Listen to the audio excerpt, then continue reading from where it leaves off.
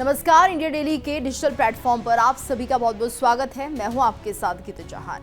भारी बारिश की वजह से यमुना नदी का जलस्तर लगातार बढ़ रहा है। हरियाणा के यमुनानगर के हथनीकुंड बैराज में नदी का जल प्रवाह कल रविवार को 1.78 लाख क्यूसेक तक बढ़ गया था और इस वजह से दिल्ली में बाढ़ का खतरा अब मंडराने लगा है।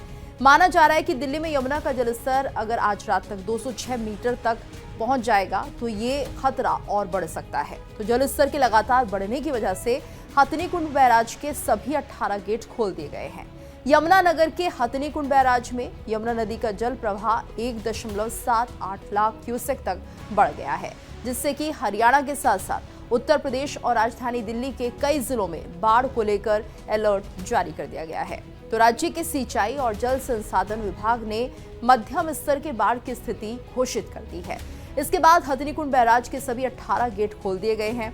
फिलहाल आज सुबह 8 बजे तक हथनीकुंड से 58,282 क्यूसेक, तो वजीराबाद बैराज से 36,170 क्यूसेक और ओखला बैराज से 68,025 क्यूसेक पानी छोड़ा जा चुका है। वहीं दूसरी तरफ दिल्ली में यमुना नदी के जलस्तर के चलते आज रात 8 बजे के करीब 206 मीटर तक इसके पहुंचने की भी संभावना जताई जा रही है। अगर ऐसा हुआ तो ये 205.33 मीटर के खतरे के निशान को पार कर जाएगा। तो केंद्रीय जल आयोग यानी कि CWC की ओर से कल रविवार को जारी एक परामर्श में ये जानकारी दी गई है।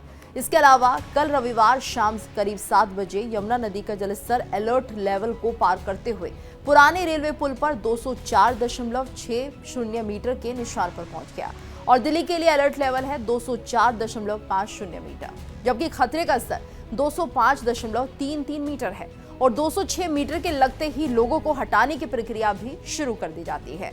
तो दिल्ली स्थित पुराना रेलवे पुल नदी के प्रवाह और संभावित बाढ़ जोखिमों की निगरानी के लिए एक प्रमुख निरीक्षण बिंदु के रूप में काम करता है। वहीं आयोग की ओर से जारी एडवाइजरी में कहा गया है कि 17 अगस्त को हथनीकुंड बैराज से छोड़े गए पानी की मात्रा और ऊपरी यमुना क्षेत्र में भारी बारिश को देखते हुए ये जानकारी दी जाती है कि दिल्ली रेलवे पुल पर जल स्तर 19 अगस्त को देर रात करीब 2 बजे 206.01 मीटर को पार कर सकता है। केंद्रीय जल आयोग ने कहा कि सभी संबंधित एजेंसियों से बाढ़ जैसे हालात से निपटने को लेकर एहतियाती कदम उठाने के लिए कहा गया है। केंद्रीय बाढ़ नियंत्रण कक्ष के अधिकारी का कहना है कि दिल्ली में जलस्तर में लगातार वृद्धि की बड़ी वजह है वजीराबाद और हथनीकुंड बैराज से हर घंटे बड़ी मात्रा में छोड़ा जाता हुआ पानी। बाढ़ नियंत्रण विभाग की ओर से बताया गया कि हथनीकुंड बैराज से सीजन में सबसे ज्यादा मात्रा में लगभग 1,27,030 क्यूसेक पानी छोड़ा जा रहा है, जबकि वजीराबाद से हर घंटे 45,620 क्यूसेक पानी छोड़ा जा रहा है और इन दोनों ही बैराज से छोड़ा गया पानी अमूमन 48 से 50 घंटे में दिल्ली पहुंचता है। यानी हरियाणा के सिंचाई और जल संसाधन विभाग के अधिकारियों ने बताया कि सीजन में ये अब तक का सबसे ज्यादा जल प्रवाह दर्ज किया गया है, क्योंकि जल ग्रहण क्षेत्रों में भारी बारिश की वजह से पानी का बहाव बढ़ता चला गया है। एक अधिकारी का कहना है कि 70,000 से 1.5 लाख क्यूसेक के जल प्रवाह को कम बाढ़ यानी कि लो फ्लड के रूप में कैटेगराइज किया जाता है, जबकि 1.5 लाख से 2.5 लाख क्यूसेक को मध्यम बाढ़ यानी कि मीडियम फ्लड माना जाता है। इसी तरह 2.5 लाख क्यूसेक से ज्यादा किसी भी प्रवाह को उच्च बाढ़ यानी कि हाई फ्लड के रूप में माना जाता है। उन्होंने कहा कि हर क्यूसेक 28.32 लीटर प्रति सेकंड के बराबर होता है। रविवार सुबह करीब 7 बजे यमुना का जलस्तर बढ़ना शुरू हुआ और दोपहर 1 बजे तक ये 1 लाख क्यूसेक के निशान तक पहुंच गया है।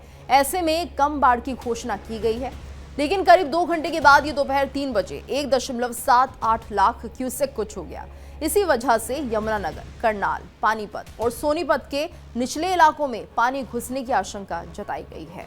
प्रदेश के अधिकारियों ने बताया कि इस पानी को राष्ट्रीय राजधानी तक पहुंचने में लगभग 48 घंटे लगेंगे, जहां केंद्रीय जल आयोग ने पहले ही अलर्ट जारी कर दिया है।